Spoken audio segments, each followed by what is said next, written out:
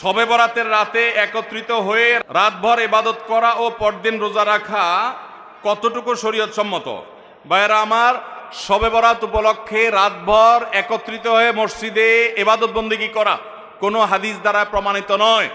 এবং দিনের বেলা যে রোজা, এই রোজা শবে বরাত উপলক্ষে না, এটা হলো শাবান উপলক্ষে রোজা।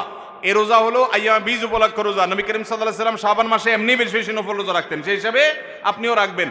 আবার আইয়ামে বীজ 13, 14, 15 রোজা রাখতেন, সেই হিসাবে রাখবেন। আপনি আল্লাহর ক্ষমা, এই রাতে আল্লাহ তাআলা বান্দাকে সাধারণ ক্ষমা ঘোষণা করেন, হিংসুক ছাড়া, মুশরিক ছাড়া। এই রাতের এই ফজিলত পাওয়ার জন্য আপনি চেষ্টা করলে সেটা ভালো, আল্লাহর কাছে ক্ষমা লাভের চেষ্টা করবেন, কিন্তু বেদাতি কোনো পন্থায় না।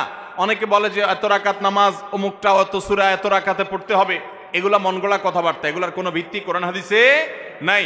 আবার অনেকে মনে করে হালুয়া রুটি খাইতে হবে, আতশবাজি করতে হবে, আলোকসজ্জা করতে হবে, শবে বরাতকে কেন্দ্র করে যা হয় তার